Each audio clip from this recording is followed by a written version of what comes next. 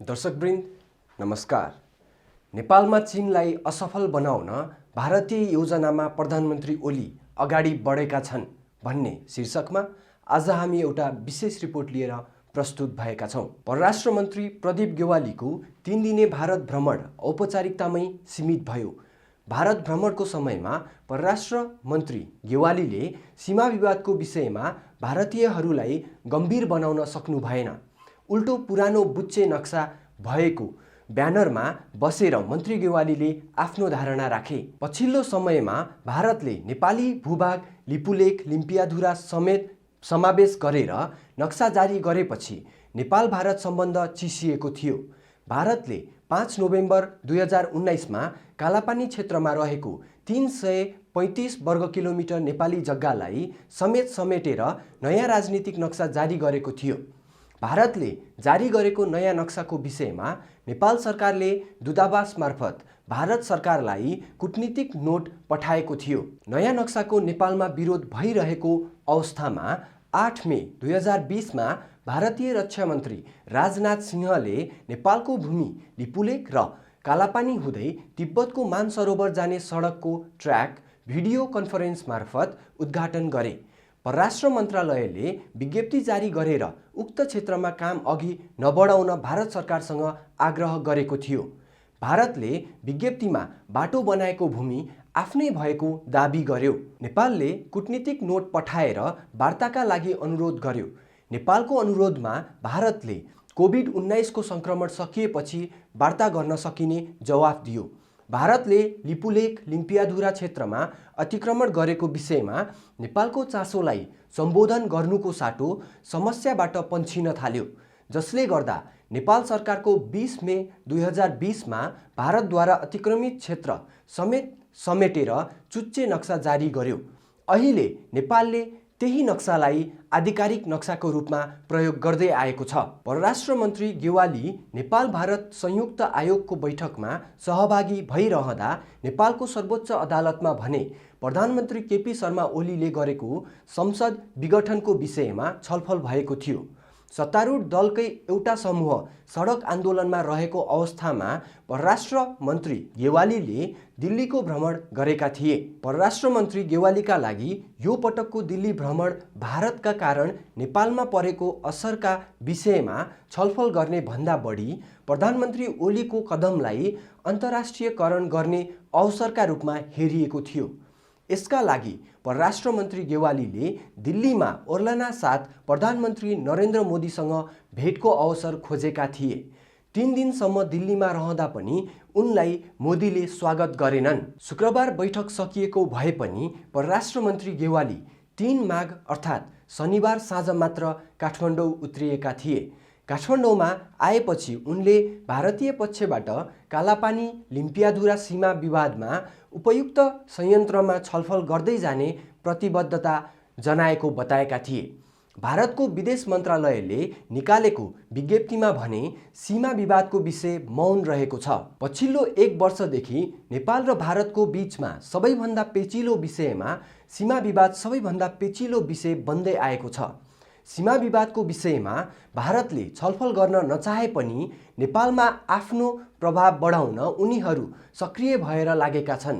15 अगस्त 2020 मा प्रधानमन्त्री ओलीले भारतीय समकक्षी मोदीलाई टेलिफोन गरेपछि भारतीयहरूको सक्रियता बढेको हो।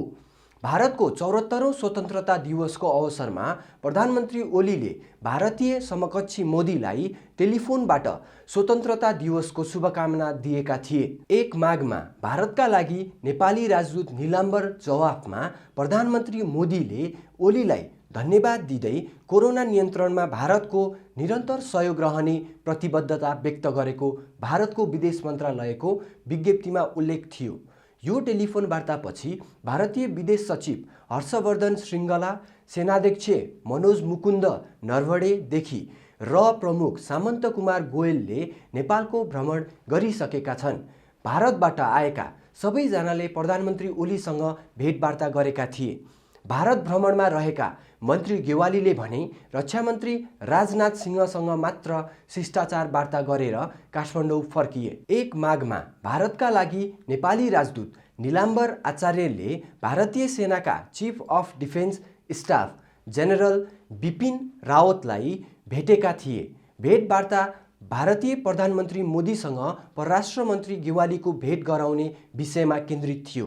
प्रधानमन्त्री मोदीका अलावा मन्त्री गेवालीले राष्ट्रिय सुरक्षा सल्लाहकार अजित डोभालसँग पनि भेटवार्ता गर्न खोजेका थिए। परराष्ट्र मन्त्री गेवालीको भारतीय उच्च पदस्थ अधिकारीहरूलाई भेटेर नेपालमा विकसित पछिल्ला घटनाक्रमहरूको विषयमा जानकारी गराउने चाहना थियो। प्रधानमन्त्री ओली र राष्ट्रपति विद्यादेवी भण्डारीको सन्देशका रूपमा परराष्ट्र मन्त्री गेवालीले प्रतिनिधि सभा विघटन गर्नुको कारण भारतीय पक्षलाई प्रष्ट पार्न चाहन्थे। पछिल्लो समयमा प्रधानमन्त्री ओलीको चाहना पनि भारतीय पक्षलाई विश्वासमा लिएर अगाडि बढ्ने रहेको देखिन्छ। नेपालमा पछिल्लो राजनीतिक घटनामा आफू जानकार भएको प्रतिक्रिया बाहेक भारतीय पक्षबाट अहिलेसम्म कुनै सन्देश आएको छैन। यद्यपि नेपालको विषयमा चासो राख्ने केही भारतीय विश्लेषकहरूले पछिल्लो घटनामा भारतको हात रहेको बताइसकेका छन्। उनीहरूको तर्क छ नेपालमा चीनलाई असफल बनाउन भारतीय योजनामा प्रधानमन्त्री अगाडि बढेका छन्। प्रतिनिधि सभा विघटन लगत्तै चीनले उच्चस्तरीय राजनीतिक मिसन नेपाल पठायो। मिसनले दलहरूलाई मिलेर जान आग्रह गरेको थियो। यसको पछाडिको एउटा कारण हो स्थिरता। नेपालमा स्थिरता नभएको अवस्थामा उत्तरमा मात्र होइन दक्षिणमा पनि असर पर्ने देखिन्छ। यो विषयमा चीन जति सजग रहेको छ भारत भने त्यति सजग रहेको देखिँदैन।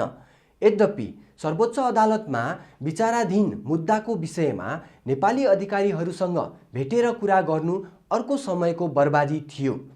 त्यो कुरा भारतीय अधिकारीहरूले राम्ररी बुझेका कारण परराष्ट्र मन्त्री गेवालीलाई खाली हात नै फर्काएको देखिन्छ। नेपाल भारत सम्बन्धमा अहिले धेरै खालका समस्या रहेका छन्, तर पनि सबैभन्दा पेचिलो समस्याका रूपमा सीमा विवाद देखिएको छ। नेपाली जमिन समेटिएको भारतीय नक्सा परिवर्तन गर्न भारतीय पक्ष तयार नहुँदासम्म यो समस्या समाधान हुने देखिँदैन। परराष्ट्र मन्त्री गेवालीको भारत भ्रमणमा त्यहाँका अधिकारीहरूले प्रष्ट सङ्केत गरेका छन्, तिमीहरूले भन्दैमा हामी हाम्रो नक्सा परिवर्तन गर्न सक्दैनौँ। शुक्रबार संयुक्त आयोगको बैठकपछि मन्त्री गेवालीले भारत विश्व सम्बन्ध परिषदद्वारा आयोजित कार्यक्रमलाई सम्बोधन गरेका थिए। मन्त्री गेवालीको पोडियम पछाडिको ब्यानरमा नेपालको पुरानै नक्सा राखिएको थियो। कूटनीतिमा कतिपय कुरा बोल्नु पर्दैन, सङ्केतले पनि कूटनीतिक अर्थ लगाउन सकिन्छ। यो ब्यानरमा नेपालको नक्सा प्रयोग नगर्दा पनि हुने थियो, तर भारतीय पक्षले नचाहिने ठाउँमा नेपालको नक्सा राख्यो।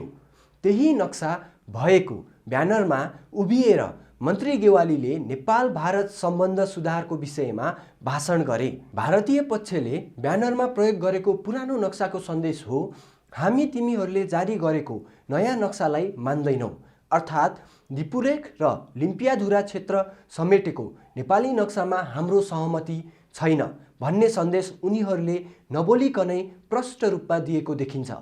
यसका अलावा अहिले भारतीय पक्षले नेपालसँग विवाद रहेका कुनै पनि काम समाधानको बाटोमा अगाडि बढाउन नचाहेको सङ्केत पनि गरेको छ। नेपालमा आफ्नो प्रभाव बढाउन कोभिड-19 का विरुद्ध प्रयोग हुने खोप दिने जस्ता कार्यक्रममा उनीहरूको बढी चासो रहेको छ। यस्ता कार्यक्रमले आम नेपाली जनताको बीचमा भारतलाई हेर्ने दृष्टिकोण बदल्न सकिन्छ कि भन्ने सोचमा अझै पनि उनीहरू रहेका छन्। अर्कोतर्फ नेपालको अहिलेको सरकारलाई सहयोग गर्ने विषयमा पनि उनीहरू मौन नै छन्। यसको पछाडिको एउटा कारण भने सर्वोच्च अदालतमा विचाराधीन मुद्दा नै हो। आज तिमीलाई सहयोग गर्छु भन्यो, भोलि अदालतले प्रतिनिधि सभा विघटन गर्न नपाइने फैसला गर्यो भने उनीहरू अझै बढी विवादमा तानिने प्रष्ट थियो। भारत यो विवादमा भने फस्न चाहेन। अर्कोतर्फ नेपाल भारतका बीचमा पछिल्लो सम्बन्ध सुधारको काम कूटनीतिक वा राजनीतिक क्षेत्रबाट भएको थिएन। 2077 कार्तिक 5 गते बेलुका प्रधानमन्त्री ओलीले भारतीय गुप्तचर संस्था र का प्रमुख सामन्त कुमार गोयललाई बालुवाटारमा रातो कार्पेट बिछ्याएर स्वागत गरेका थिए। मोदीले भारतीय प्रधानमन्त्रीको रूपमा पहिलो कार्यकाल सम्हालेसँगै छिमेकी सम्बन्धको विषय गुप्तचर संस्था रको पहुँचभन्दा टाढा राख्दै आएका थिए। नेपालका प्रधानमन्त्री ओलीले भने गुप्तचर संस्था रको सम्पर्कबाटै दुई देशको सम्बन्ध सुधारको बाटो खोल्ने प्रयास गरेका छन्। कर्मचारी तहबाट समाधान हुने समस्याका लागि राजनीतिक वा कूटनीतिक तहमा महत्त्व दिएर समय खेर फाल्न भारतले नचाहेको पनि उनीहरूले प्रष्ट सङ्केत गरेका छन्। यता नेपालमा माधव कुमार नेपाल, युरोपियन युनियन प्रचण्ड र काङ्ग्रेस आइई केपी ओली र सिआइएको योजनामा नाटकीय ढङ्गले एक अर्कालाई आरोप प्रत्यारोप गरेर देशमा अस्थिरता उत्पन्न गराउने र चीनलाई नेपाल मामिलामा खेल्न नदिएर राजनीतिक खेल मैदान भन्दा बाहिर राख्ने खेल खेल्दैछन्। नेपालमा चीनलाई असफल बनाउन भारतीय योजनामा प्रधानमन्त्री ओली अगाडि बढेका छन् भन्ने शीर्षकमा आज हामीले प्रस्तुत गरेको रिपोर्टबारे तपाईको कुनै जिज्ञासा भए आफ्नो धारणा प्रतिक्रिया मार्फत जनाउनुहोला। धन्यवाद।